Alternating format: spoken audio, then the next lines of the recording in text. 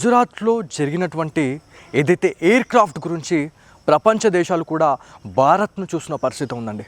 So గుజరాత్లోని Ahmedabad Sardar Vallabhbhai Patel international airport నుంచి బయలుదేరిన కొన్ని క్షణాల్లో, కొన్ని సెకండ్లలోనే ఒక ఏరోప్లేన్ అనేది నింగిలోకి దూసుకెళ్ళి దాదాపు 825 అడుగుల నుంచి మళ్ళీ నేలకి జారిపడింది అని చెప్పేసి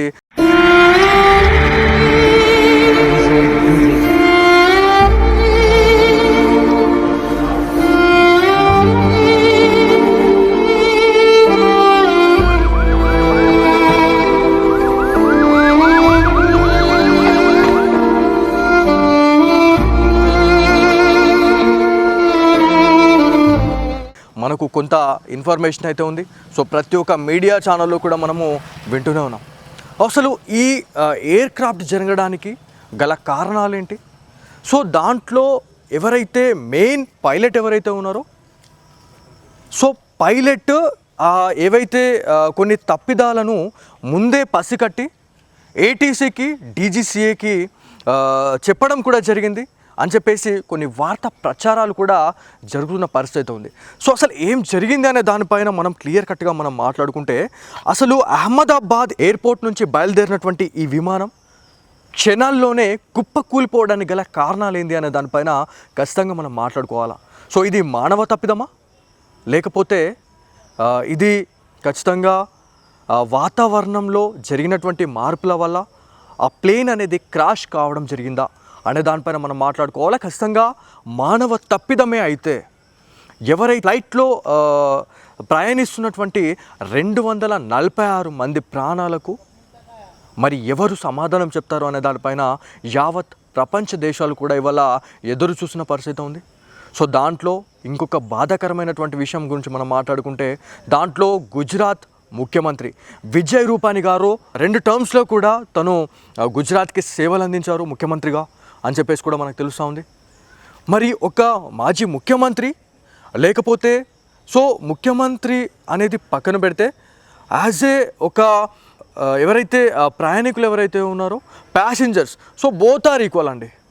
దాంట్లో కులం అనేది పక్కన పెట్టాలా, దాంతోపాటు రాజకీయ నాయకులు నువ్వెంత నేనెంత అనేది పక్కన పెడితే మాత్రం ఒక ప్లేన్ అనేది మనం ఒక దేశం దాటి దేశానికి వెళ్తున్నామంటే అది ఎంతవరకు పర్ఫెక్ట్గా ఉంది, అసలు నింగిలోకి దూసుకెళ్ళిన తర్వాత కరెక్ట్ గమ్యస్థానానికి ఆ ఫ్లైట్ వెళ్తుందా లేదా అనే ఒక నిర్దేశకాలు లేకుండా వాళ్ళు ఇవాళ ఆ ప్లేన్ తీయడం, దాంట్లో లోపాలు ఉన్నాయని చెప్పేసి కూడా ఎవరైతే దాంట్లో ప్రయాణిస్తున్నటువంటి కొంతమంది వీడియో తీసి కూడా సోషల్ మీడియాలో ఆ టైంలోనే పెట్టినారు.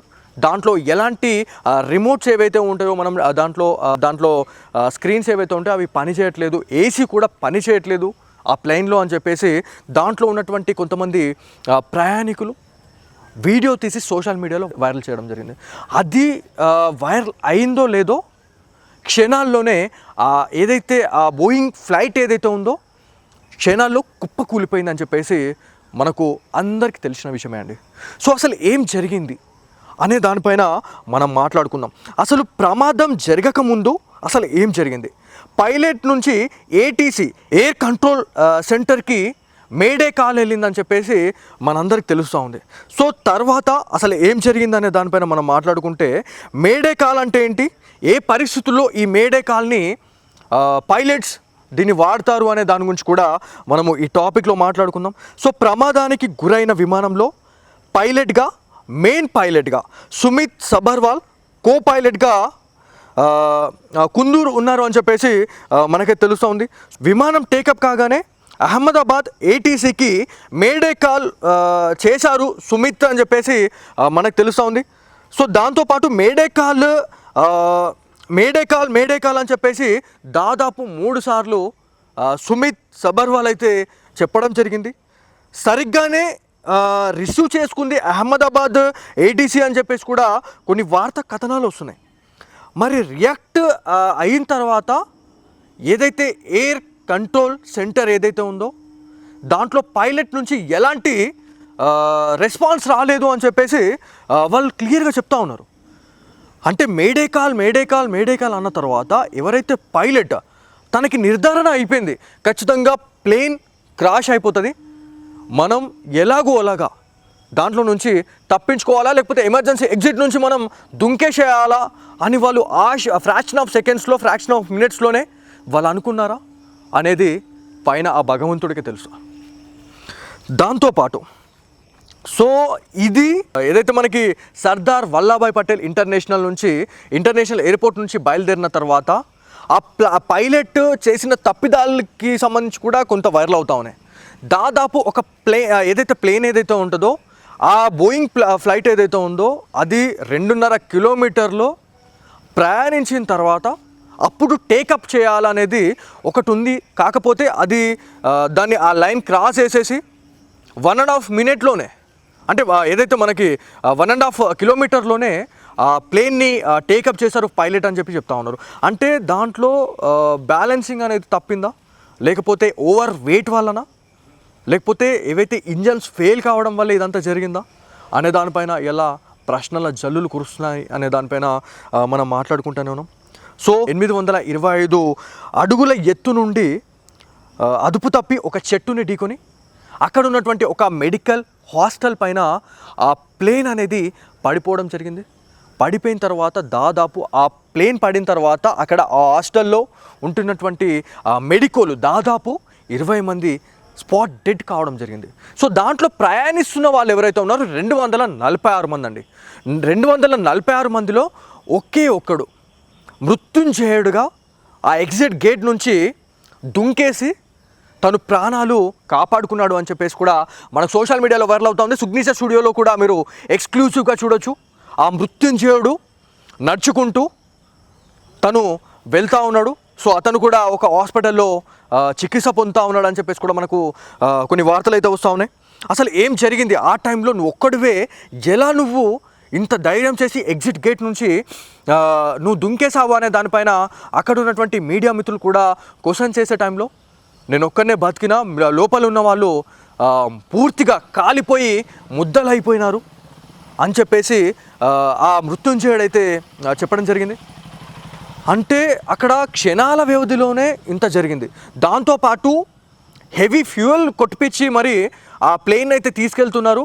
దాంతోనే ఇంతగానం భారీ ప్రాణ నష్టం జరిగిందని చెప్పేసి కూడా సోషల్ మీడియాలో కొన్ని పోస్టులు వైరల్ అవుతా ఉన్నాయి. మరి దీనికి ఎలాంటి క్లారిటీ ఇస్తుంది ఏటీసీ కావచ్చు, దాంతోపాటు డీజీసీఏ అనే దానిపైన మనం మాట్లాడుకోవాలా. దాంతోపాటు ఇక్కడ మేడే కాల్ అంటే ఏంది అనేది ప్రతి ఒక్క ఇండియన్ తెలుసుకోవాల్సిన విషయం ఎంతైనా ఉంది. ప్రతి ఒక్కడికి ఇది అవేర్ కావాల్సిన అవసరం ఉంది, నాలెడ్జ్ గెయిన్ చేయాల్సిన అవసరం ఉంది. సో మేడే కాల్ అంటే ఏంది అనే దానిపైన మనం మాట్లాడుకుంటే, విమానంలో ఏదైనా లోపం తలెత్తితే, అత్యవసర పరిస్థితి ఎదురైనప్పుడు పైలట్ చేయవలసిన మొదటి పనే మేడే కాల్ అండి. సో ఈ మేడే కాల్ని ఏ రకంగా వాడతారు పైలట్స్ అనే దానిపైన కూడా మనం మాట్లాడుకున్నాం. సో వాతావరణం అనుకూలించకపోతే, లేకపోతే ఫ్యూల్ అయిపోతుంది అనే టైంలో ఈ మేడే కాల్ని వినియోగించుకుంటారు పైలట్స్ అని చెప్పేసి తెలుస్తూ ఉంది. దాంతోపాటు ఎమర్జెన్సీ సిచ్యువేషన్, ఎవరైనా లోపల ఎమర్జెన్సీగా వాళ్ళకి కావాలి అనుకుంటే, ఎవరికైనా ఏమైనా అయితే అంటే మనకి ఏటీసీకి సంప్రదించి, దాంతోపాటు ఏవైతే అక్కడ ల్యాండింగ్కి అనుకూలంగా ఉన్నటువంటి ఎయిర్ క్రాఫ్ట్లని యూజ్ చేసుకుంటారు అని చెప్పేసి మనకైతే తెలుస్తూ ఉంది. సో దీంట్లో ఈ మేడే కాల్ని అయితే యూజ్ చేసుకుంటారు. సో ఈ టైంలోనే ప్లేన్ ఏదైతే మనకి ఈ బోయింగ్ ఫ్లైట్ ఏదైతే ఉందో అక్కడ ఏదైతే సర్దార్ వల్లభాయ్ పటేల్ ఇంటర్నేషనల్ ఎయిర్పోర్ట్ నుంచి బయలుదేరిన కొన్ని క్షణాల్లోనే ఈ మేడే కాల్ అనేది మనకి ఏటీసీకి చేరవేశారు అని చెప్పి తెలుస్తూ ఉంది. దాంట్లో మేడే కాల్ అని చెప్పేసి 3 సార్లు అన్న తర్వాత ఏటీసీ కూడా దాన్ని రిసీవ్ చేసుకుంది. కానీ ఏటీసీ ఇక్కడ నుంచి అసలు ఏం జరిగిందనే దానిపైన వాళ్ళు ఎంతగా వాళ్ళు కమెంట్ చేసినా కూడా పైలట్ నుంచి ఎలాంటి సమాధానం రాలేదండి అని చెప్పేసి ఏటీసీ చెప్తా ఉంది. డీజీసీఏ కూడా ఇదే చెప్తా ఉంది. సో దాంతోపాటు ఇక్కడ ఎంతమంది చనిపోయారు అనే దానిపైన మాట్లాడుకుంటే పూర్తిగా అందరూ చనిపోయారు. ఒకే ఒక్కడు మాత్రం బయటపడ్డాడు అని చెప్పేసి మనకు తెలుసా ఉండే, ఆయననే మృత్యుంజయుడిగా మనము ఇలా సోషల్ మీడియాలో ఆయనని మనం చూపిస్తున్న పరిస్థితి ఉంది.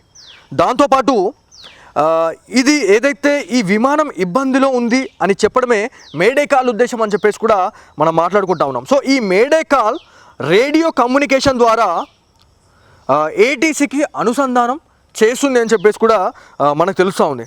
సో మేడే అనేది ఫ్రెంచ్ ఒకబ్లరీలోని మైడర్ నుంచి వచ్చిందని చెప్పేసి మనకు తెలుసా ఉంది. చాలామంది అనుకుంటున్నారు ఏదైతే ఈ మేడే కాల్ ఏంది అసలు ఇది అని చెప్పేసి అనుకుంటుండొచ్చు. కాకపోతే ఇది ఫ్రెంచ్లోని ఒకబ్లరీ నుంచి వచ్చింది ఈ పదం అని చెప్పేసి మనకు తెలుస్తూ ఉంది. సో ఎటువంటి ఎమర్జెన్సీ పరిస్థితి ఏర్పడింది, ఏ రకమైన సహాయం కావాలి, వాతావరణ పరిస్థితి ఏంటి, ల్యాండింగ్కి అనువైన లొకేషన్ ఎక్కడ ఉంది, ఎంత ఫ్యూల్ ఉంది అనే దానిపైన పరిస్థితి యొక్క వివరాలు ఏటీసీ పంచుకుంటుంది, దాంతోపాటు రిసీవ్ చేసుకుంటుంది అని చెప్పేసి కూడా మనం మాట్లాడుతూ ఉన్నాం. సో దీంట్లో ఇంకా క్లియర్ కట్గా మనం మాట్లాడుకుంటే కానీ ఈ ప్రమాదానికి అసలు ఎలాంటి తావు దొరకలేదని చెప్పి చెప్పుకోవాలి. అంటే ఆ ఇంటర్నేషనల్ ఎయిర్పోర్ట్ నుంచి బయలుదేరిన తర్వాత దాదాపు కొన్ని నిమిషాల వ్యవధిలోనే అది క్రాష్ అయిపోయింది. అంటే అక్కడ కమెంట్ చేసుకుందామన్నా కూడా లేదాడ.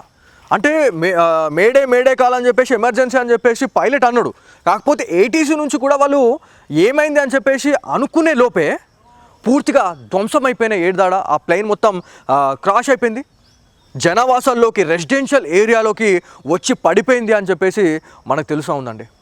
ఒక్కసారి ఆ ప్లేన్ ఆ చెట్టుని కుప్పకూలిన తర్వాత, ఆ చెట్టుకి కొట్టేసిన తర్వాత ఆ ప్లేన్ వచ్చి ఒక హాస్టల్, మెడికో హాస్టల్ పైన పడ్డ తర్వాత అసలు అలా అక్కడ ఎలాంటి హాలత్ ఉంది అనే దానిపైన కూడా మీరు ఎక్స్క్లూజివ్గా మీరు చూడొచ్చు విజువల్స్. ఎంత దారుణంగా అయిపోయింది అంటే భారత్లోనే ఇది చాలా పెద్ద ఎయిర్ ట్రాజడీగా మనం చెప్పుకోవాలా. అంటే 2010లో దాంతోపాటు అంతకుముందు కూడా జరిగినాయి, కాకపోతే అంతకన్నా పెద్ద ట్రాజడీగా మనం చెప్పుకోవాలి. ఇది బోయింగ్ ఫ్లైట్ అని చెప్పేసి మనం మాట్లాడుకుంటున్నాం. మరి ఎవరి తప్పిదం వల్ల ఇదంతా జరిగింది అనే దానిపైన ఖచ్చితంగా ఎంక్వైరీ చేయాల్సిన అవసరం ఎంతైనా ఉందని చెప్పేసి చాలామంది ఇవాళ డిమాండ్ చేస్తున్న పరిస్థితి ఉంది. దాంతోపాటు కానీ ఈ ప్రమాదానికి ఎలాంటి విషయంలో కూడా తావియలేదు. కొన్ని క్షణాల్లోనే ఇది ప్లేన్ క్రాష్ కావడం జరిగిందని చెప్పేసి మనం మాట్లాడుకుంటున్నాం. సో దీంట్లో కమ్యూనికేషన్లో కేవలం చివరి వాయిస్ అనేది మేడే కాల్ అనే రికార్డ్ అయిందని చెప్పేసి డీజీసీఏ క్లారిటీ అయితే ఇచ్చిందని చెప్పేసి మనకి తెలుస్తూ ఉంది. సో దీంట్లో ఎవరైతే ప్రయాణిస్తున్న ప్రయాణికుల గురించి మనం మాట్లాడుకుందామండి ఇప్పుడు. దాంట్లో భారతీయులు 169 మంది మన ఇండియన్స్ ఉంటే, దాంతోపాటు ఇంకొక బాధాకరమైనటువంటి విషయం ఏంటంటే అక్కడ గుజరాత్ మాజీ సీఎం అయినటువంటి విజయ్ రూపానీ గారు కూడా ఆ ప్లేన్లో తను సజీవ దహనం కావడం జరిగింది, ఆ ప్లేన్లో తను చావడం జరిగింది అని చెప్పేసి మనం మాట్లాడుతూ ఉన్నాం. సో దీంట్లో విమానంలో ప్రయాణిస్తున్న వారిలో భారతీయులు 169 మంది ఉంటే, బ్రిటిషియన్లు 53 మంది ఉన్నారు, దాంతోపాటు కెనడా వాసి ఒకరు ఉన్నారు అని చెప్పి తెలుస్తూ ఉంది, దాంతోపాటు పోర్చుగీస్ వారు ఒక 7 ఉన్నారు, మొత్తం విమాన సిబ్బంది 12 మంది ఉన్నారని చెప్పేసి మనకు తెలుస్తూ ఉందండి. సో గుజరాత్ అహ్మదాబాద్ ఎయిర్పోర్ట్ నుంచి బయలుదేరిన తర్వాత ఈ ప్లేన్ క్రాష్ కావడం అనేది నిజంగా బాధాకరం. ఎందుకంటే ఇది డైలీ లండన్కి వెళ్ళి వచ్చే ఫ్లైట్ అని చెప్పేసి మనకు తెలుస్తూ ఉంది.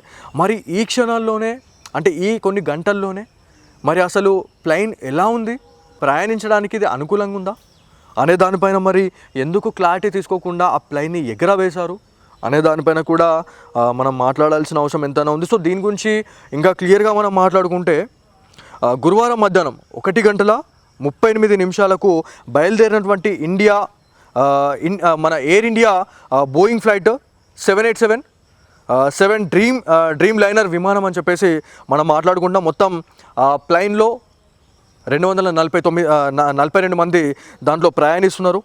ఆ ఘోర ప్రమాదంలో మ్యాక్స్ అందరు చనిపోయారండి. ఇవాళ చికిత్స పొందుతూ ఉన్నారు. వాళ్ళు కూడా కొన్ని రోజుల్లోనే, కొన్ని గంటల్లోనే వాళ్ళు కూడా కనుమూసే అవకాశం ఉందని చెప్పేసి మనకు డాక్టర్స్ కూడా అక్కడ చెప్తున్న పరిస్థితి ఉంది. సో ఇప్పటికే అక్కడ పూర్తిగా ఎమర్జెన్సీ సిచ్యువేషన్ ఏర్పడింది. అక్కడ ఎవరైతే ఆ ప్లేన్లో చాలా వరకు కూడా ఖాళీ ముద్దలైపోయినారు, దాంట్లో ఎవరైతే అక్కడక్కడ పడిపోయిన వాళ్ళు ఎవరైతే ఉన్నారో వాళ్ళను కూడా అక్కడ స్థానిక హాస్పిటల్స్కి తరలించారు. దాంతోపాటు అమిత్ షా గారు కావచ్చు, దాంతోపాటు మోడీ గారు కూడా అక్కడికి వెళ్ళి పరామర్శిస్తున్న పరిస్థితి ఉందని చెప్పేసి మనం మాట్లాడుకుంటా ఉన్నాం. కాకపోతే ఇది ఒక చాలా పెద్ద ట్రాజడీగా చెప్పుకోవాలా. దాంతోపాటు ఇంకొక సోషల్ మీడియాలో ఒక వైరల్ అవుతుంది ఒక పోస్ట్ అనేది. ఒక వ్యక్తి, ఒక మహిళ దాదాపు 6 నెలల కిందనే ఒక పోస్ట్ చేయడం జరిగింది ఎక్స్లో. సో తన ట్విట్టర్లోని ఎక్స్లో ఒక పోస్ట్ పెట్టడం జరిగింది. రానున్న రోజుల్లో ఒక ట్రాజడీ అనేది చాలా పెద్ద మొత్తంలో జరుగుతుందని చెప్పేసి అన్న తర్వాత ఎవరైతే ఆ వ్యక్తి ఎవరైతే ఉన్నారో ఆమె పైన కూడా ఇవాళ ఎన్ఐఏ కావచ్చు, దాంతోపాటు పోలీస్ బృందాలు ఆమె పైన ఎంక్వైరీ పర్వమైతే చేస్తున్న పరిస్థితి ఉంది. సో దీంట్లో చాలామంది బాధపడుతూ ఉన్నారు. ఎందుకంటే ఇదొక చాలా పెద్ద ఎయిర్ క్రాఫ్ట్, ఇండియాలోనే చాలా పెద్ద ట్రాజడీ అని చెప్పేసి మనం మాట్లాడుకుంటా ఉన్నాం. సో ఇది మానవ తప్పిదమా, లేకపోతే ఇది వాతావరణంలో మార్పుల వల్ల ఏమైనా జరిగిందా అనే దానిపైన కూడా ఇవాళ ఎంక్వైరీ చేయాల్సిన అవసరం ఎంత ఉంది.